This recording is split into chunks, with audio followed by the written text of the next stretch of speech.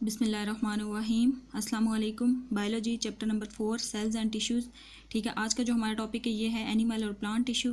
आज हम डिस्कस करेंगे एनिमल टिश्यूज़ को, पीछे फिर एक टॉपिक रह जाएगा प्लांट टिश्यू, और उसके बाद हमारा ये चैप्टर अल्हम्दुलिल्लाह ख़त्म हो जाएगा। ठीक है, ये बहुत लेंथी चैप्टर था तो इसलिए इसने बहुत ज़्यादा टाइम लिया है, लेकिन अल्लाह का शुक्र है ये ख़त्म हो जाएगा। आज इसका सेकंड लास्ट टॉपिक है। ठीक है, अब जी एनिमल्स और प्लांट टिश्यू। ठीक है, इसकी पहले टिश्यूज़ की बात करने से पहले मैं एक बात करूँगी कि लेवल ऑफ ऑर्गेनाइजेशन हम फर्स्ट चैप्टर में पढ़ के आए हुए हैं। ठीक है, कि कैसे हमारी ऑर्गेनेलीज मिलती हैं तो वो सेल बनाते हैं, सेल मिलते हैं तो वो टिश्यूज़ बनाते हैं, टिश्यूज़ मिलते हैं तो वो ऑर्गन्स बनाते हैं, ऑर्गन्स मिलते हैं तो वो क्या बनाते हैं, ऑर्गन सिस्टम, और ऑर्गन सिस्टम जब मिलते हैं तो एक कंप्लीट क्या बनाते हैं, इंडिविजुअल। ठीक है, कंप्लीट फिर इंडिविजुअल हमारी शक्ल में जो आ जाता है। तो इसका सारा ये लेवल ऑफ ऑर्गेनाइजेशन आप लोग पढ़ के आए हुए, ये कैसे इस तक आता है, और वो अभी मैंने फिर बता दिया। अब वो कहता है कि जब एक जैसे सेल्स मिलेंगे ना, ठीक है, ग्रुप ऑफ सिमिलर सेल्स, एक जैसे सेल का जो मजमूआ होगा ना वो क्या बनाएगा, जब सेल्स मिलेंगे तो वो क्या बनाएंगे, टिश्यूज़ बनाएंगे। और जब सेल एक जैसे हैं तो वो टिश्यू बनाएंगे, तो वो फिर क्या करेंगे, एक जैसा ही फंक्शन परफॉर्म करेंगे। ठीक हो गया कि group of similar cells specialized for the performance of common function, कि एक जैसे सेल का मजमूआ जब मिलेगा तो वो एक ही फंक्शन परफॉर्म करेंगे, तो उसको हम क्या कहेंगे, टिश्यूज़। ठीक है, फिर अब हम देखते हैं एनिमल टिश्यूज़। ठीक है, एनिमल टिश्यूज़ की 4 कैटेगरीज हैं। कौन कौन सी, epithelial tissue, connective tissue, muscle tissue और नर्वस टिश्यू। अब आगे इनको हम डिटेल में देखते हैं कि ये क्या होते हैं। अब सबसे पहले है एपिथेलियल टिश्यू। एपिथेलियल टिश्यू क्या होता है, ये आउटसाइड, बॉडी के आउटसाइड पे प्रेजेंट होता है। ठीक है, मतलब जो आउटसाइड क्या होता है, मतलब बाहर वाला हिस्सा जो होता है यहाँ पे ये प्रेजेंट होते हैं। ठीक है, और इन्होंने ऑर्गन्स और कैविटीज़ को कवर किया हुआ होता है। ठीक है, और ये क्या करते हैं, ये जो इस एपिथेलियल टिश्यू के अंदर जो सेल्स पाए जाते हैं ना, ये क्लोजली पैक्ड हुए होते हैं। ठीक है, एक दूसरे के साथ बहुत जुड़े हुए होते हैं। ठीक है, अब जो इस टिश्यू है ना, इसकी आगे से बहुत ज़्यादा टाइप्स हैं एपिथेलियल टिश्यू की। किस वजह से वो टाइप्स हैं, क्योंकि इसके सेल की शेप्स की वजह से, जो इसके अंदर सेल्स पाए जाते हैं ना उनकी शेप्स की वजह से, और वो कितने लेयर्स उनमें प्रेजेंट है, नंबर ऑफ़ लेयर्स कितनी प्रेजेंट है और उनकी शेप कैसी है, उसकी वजह से इस एपिथेलियल टिश्यू की आगे से मज़ीद टाइप्स हैं। अब वो टाइप्स कौन कौन सी हैं, स्क्वेमस एपिथेलियम। ठीक है, स्क्वेमस एपिथेलियम क्या होता है, इनमें सिर्फ सेल्स की एक सिंगल लेयर प्रेजेंट होती है। ठीक है, ये फ्लैट सेल्स होते हैं और उनकी एक सिंगल लेयर पर मुश्तमिल होते हैं। और ये कहाँ कहाँ पे प्रेजेंट होते हैं, हमारे लंग्स में, हमारे हार्ट में और हमारी ब्लड वेसल्स में। ठीक है, और ये क्या करते हैं, अपने अंदर से मटेरियल को पास होने आसानी से दे देते हैं। ठीक हो गया। नेक्स्ट है जी क्यूबॉइडल एपिथेलियल। क्यूबॉइडल, ठीक है, लफ्ज़ यहीं से निकला है, क्यूब। अब ये क्या होता है कि सेल्स की शेप कौन सी होती है, क्यूब शेप में होते हैं ये सेल। ठीक है, वहाँ पे क्या थे, फ्लैट सेल्स थे। ठीक है, और यहाँ पे सेल की शेप कौन सी होती है, क्यूब शेप होती है। और ये भी क्यूब शेप होते हैं, लेकिन ये भी क्या करते हैं, एक सिंगल लेयर बनाते हैं सेल की। ठीक है, और ये कहाँ कहाँ पे फाउंड पाए जाते हैं, ये किडनी में पाए जाते हैं हमारी। ठीक है, हमारे ग्लैंड्स में पाए जाते हैं। ठीक है, और जहाँ पे ये क्या काम, इनका फंक्शन क्या होता है, ये सेक्रीशंस बनाते हैं। ठीक है, इसके बाद नेक्स्ट है कॉलमनर एपिथेलियम। ठीक है, इनके अंदर सेल्स क्या होते हैं, एलोंगेटेड सेल। एलोंगेटेड का क्या मतलब होता है, फैले हुए हैं, लंबे सेल्स हैं। ठीक है, इनकी शेप्स इस तरह की होती है, फैले हुए हर जगह और लंबी टाइप की हैं। ठीक है, और ये कहाँ कहाँ पे प्रेजेंट होते हैं, alimentary canal, gall bladder etcetera. इनका काम भी वही है, सेक्रीशंस बनाते हैं। अब एलिमेंट्री कनाल क्या है, वो वाला सारा रास्ता जहाँ से हम क्या करते हैं, हम खुराक मुंह में डालते हैं ना, तो वो खुराक सारी हमारी मुंह से होते हुए एनस तक जाती है। वो जो सारा रास्ता होता है उसको हम क्या कहते हैं, एलिमेंट्री कनाल। और गॉल ब्लैडर क्या होता है, ये पियर शेप्ड की फॉर्म में होता है, और ये जो लिवर होता है इसके नीचे प्रेजेंट होता है। ठीक हो गया। इसके बाद नेक्स्ट है जी सिलिएटेड कॉलमनर एपिथेलियम। ठीक है, इसके भी क्या होते हैं, एलोंगेटेड सेल्स विद सिलिया। ठीक है, इसके सेल्स भी फैले हुए होते हैं, किसके साथ, सिलिया के साथ। सिलिया आप क्या होते हैं, यहाँ पीछे पढ़ के हैं, लोकोमोटरी ऑर्गन्स होते हैं। ठीक है, बैक्टीरिया और फंजाई, जिसकी वजह से इन्हीं सिलिया और फ्लैजिला की वजह से वो मूवमेंट करते हैं।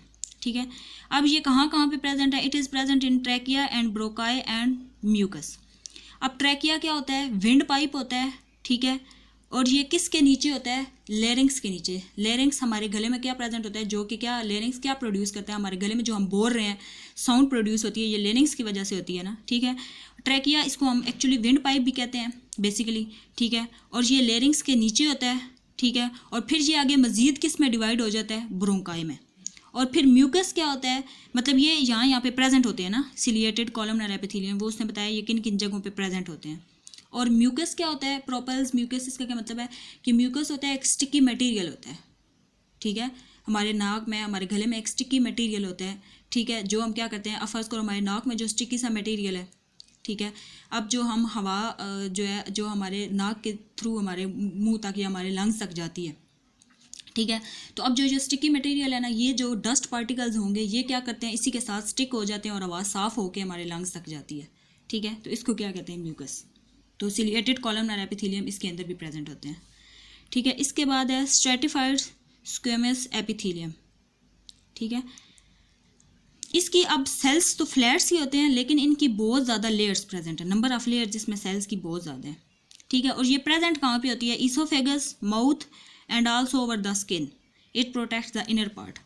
ये हमारे कहाँ पे प्रेजेंट होती है, ईसोफेगस मतलब सांस की नाली में, हमारे मुंह में और हमारी स्किन के अंदर प्रेजेंट होती है, और ये इनर पार्ट्स जो हमारी बॉडी के होती हैं ये उनको प्रोटेक्ट करती है, ठीक हो गया।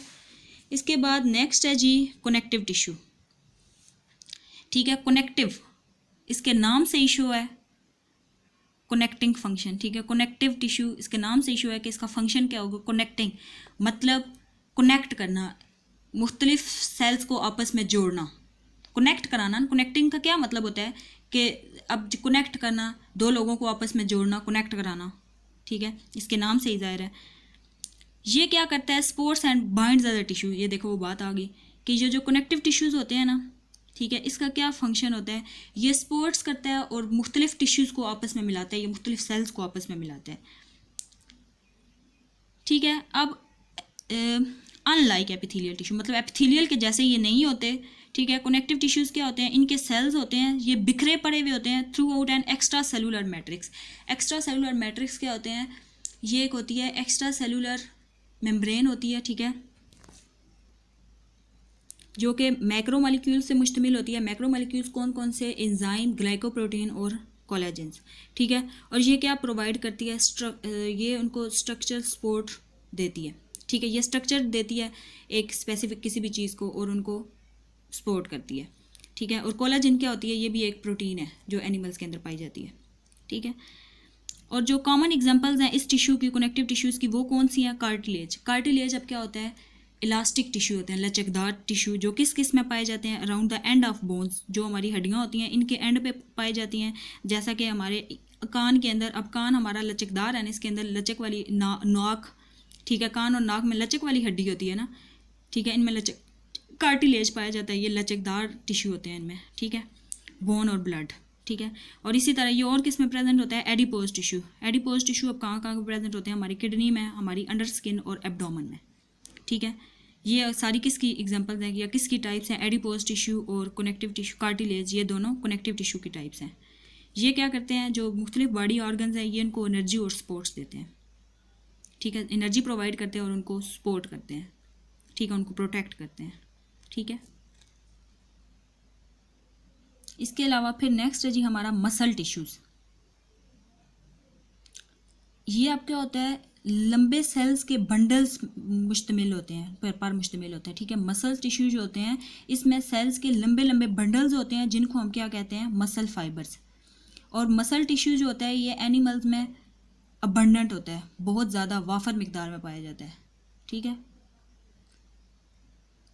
अबंडेंट यही होता है ना, बहुत ज़्यादा मतलब वाफर मिकदार में पाया जाता है मसल टिश्यू। अब इस टिश्यू की क्या एबिलिटी होती है कि ये कॉन्ट्रैक्ट हो सकता है, ठीक है। इसकी आगे से अब मज़ीद टाइप्स हैं, वो कौन कौन सी देखते हैं। सबसे पहले है जी स्केलेटल मसल और स्टीरिएटेड मसल्स, ठीक है। अब वो कहते हैं स्केलेटल मसल्स होते हैं, ये किसके साथ अटैच होते हैं, बोन्स के साथ, और इनके जो सेल्स होते हैं ना ये स्टीरिएटेड होते हैं, स्ट्रिप्ड होते हैं। स्ट्रिप्ड का क्या मतलब है, स्टीरिएटेड और स्ट्रिप्ड, ये मतलब ऐसे, ये देखो जैसे ये स्ट्रिप्स हम जो कहते हैं, ये देखो ऐसे ये लंबी शक्ल में प्रेजेंट होते हैं, जैसे या यूँ कह लो जैसे छोटी छोटी पानी की नालियाँ नहीं होती, वो कैसे होती हैं, छोटी छोटी क्लोज क्लोज और लंबी लंबी नालीदार, ठीक है। इसको उर्दू में मतलब ये है स्टीरिएटेड और स्ट्रिप्ड का, ठीक है, जैसे छोटी छोटी लंबे लंबे नालीदार, ये देखो इस तरह की इनकी शेप होती है। और इनमें क्या होते हैं, बहुत सारे न्यूक्लियस प्रेजेंट होते हैं इनके सेल्स के अंदर। और ये किसके लिए, इनका फंक्शन क्या होता है, बोन्स की मूवमेंट में, ठीक हो गया। इसके बाद नेक्स्ट है जी स्मूथ मसल्स। जो स्मूथ मसल्स हैं ये कहाँ कहाँ पे पाए जाते हैं, ठीक है, एलिमेंट्री कनाल में, यूरिनरी ब्लैडर में और ब्लड वेसल्स में, ठीक है। एलिमेंट्री कनाल और यूरिनरी ब्लैडर ये पीछे मैं आपको बता के आई हूँ ये क्या होता है, ठीक है। और ये क्या होते हैं, ये स्मूथ होते हैं, ये नालीदार नहीं होते, ये लंबे, ये स्मूथ बिल्कुल सीधे प्रेजेंट होते हैं, ये लंबे नहीं होते, ठीक हो गया। और इनके हर एक के अंदर, सेल्स के अंदर क्या होता है, सिंगल न्यूक्लियस होता है, ठीक हो गया। और इनका क्या मतलब काम होता है, ये अब जितने भी हमारी बॉडी के जो सब्सटेंसेस है ये उनको मूव करवाते हैं, ठीक हो गया। इसके बाद नेक्स्ट है जी कार्डियक मसल। कार्डियक मसल्स अब कहाँ पे प्रेजेंट होते हैं, हमारे जो हार्ट की वाल्स में प्रेजेंट होते हैं। ये भी क्या होते हैं, स्टीडिएटेड होते हैं, मतलब ये भी देखो इनकी यू शेप होती है, ये ऐसे लंबे नालीदार होते हैं और हर एक सेल के अंदर सिंगल न्यूक्लियस होता है। और ये क्या प्रोड्यूस करते हैं, हार्ट बीट, मतलब हमारी सांस, कार्डियक जो मसल्स होते हैं। अब वो कहते हैं कि जो स्केलेटल मसल्स होते हैं ना आर वॉलेंट्री इन एक्शन, और स्मूथ और कार्डियक मसल्स होते हैं आर इनवॉलेंट्री इन एक्शन। अब वॉलेंट्री इन एक्शन का क्या मतलब होता है, जो स्केलेटल मसल्स होते हैं आर वॉलेंट्री इन एक्शन, मतलब इनकी जो कॉन्ट्रैक्शन होती है ना ये हमारी अपनी मर्जी के मुताबिक होती है। मतलब कैसे, अब मतलब मैं आप लोगों को वॉलेंट्री और इनवॉलेंट्री की बात बताती हूँ ना, इसका कॉन्सेप्ट देती हूँ कि वॉलेंट्री क्या होता है कि अब देखो ज़रा, मैं कहती हूँ कि मैंने यहाँ से वहाँ तक चल के जाना है, मेरा दिल कर रहा है, अपनी मर्ज़ी से मैं उठ के वहाँ से वहाँ तक गई हूँ ना, ठीक है। फर्स्ट को मेरा दिल कर रहा है मैं पानी पीऊँ, मेरा दिल कर रहा है मैं खाना खाऊँ, ठीक है। मतलब ये सारे काम जो मेरी अपनी मर्ज़ी के मुताबिक हो रहे हैं, जो मैं खुद चाह रही हूँ। अब मैं चाहूँगी तो मैं आप लोगों को पढ़ाऊँगी, ठीक है, मेरी मर्ज़ी करेगी तो मेरा दिल करेगा तो मैं आप लोगों को पढ़ाऊँगी, ठीक है।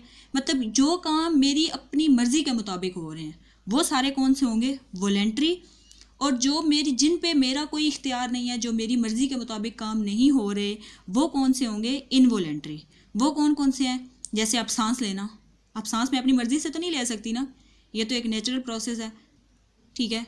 मेरा सांस जो आ रहा है, सब लोगों का, ये जो आप लोग सांस ले रहे हो, तो ये अब किसी की अपनी, इस पे अपना इख्तियार नहीं है किसी का भी, ये अपनी मर्ज़ी से नहीं हो रहे, ठीक है। इसी तरह ब्लिंकिंग ऑफ आइज़, ठीक है, आँखों का झपकना, ये भी किसी के इख्तियार में नहीं है, ठीक है। और जो हमारी बॉडी के अंदर सारा डाइजेशन का प्रोसेस हो रहा है सारा, ये भी क्या है, इनवॉलेंट्री है, इन पे भी हमारा इख्तियार नहीं है। समझ आ गई वॉलेंट्री और इनवॉलेंट्री की। इसके बाद नेक्स्ट है जी नर्वस टिश्यू, ठीक है।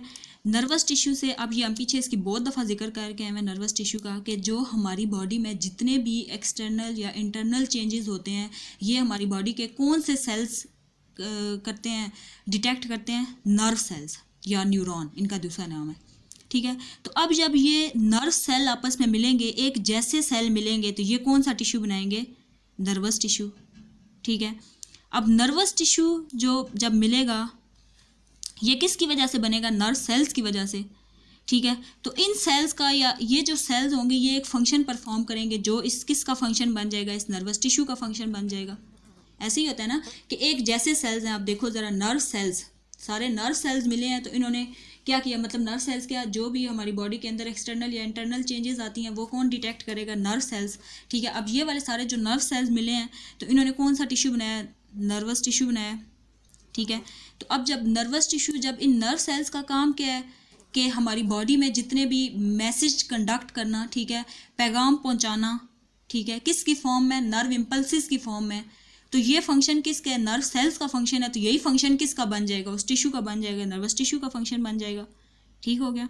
और नर्वस टिश्यू कहाँ कहाँ का प्रेजेंट होता है, हमारे दिमाग में, हमारे स्पाइनल कॉर्ड में और हमारी नर्व्स में, ठीक हो गया। ये था हमारा आज का टॉपिक। अब एक टॉपिक रह गया मज़ीद हमारा इसमें, प्लांट टिश्यू का, वो हम नेक्स्ट टाइम पढ़ लेंगे और फिर ये हमारा चैप्टर कंप्लीट हो जाएगा।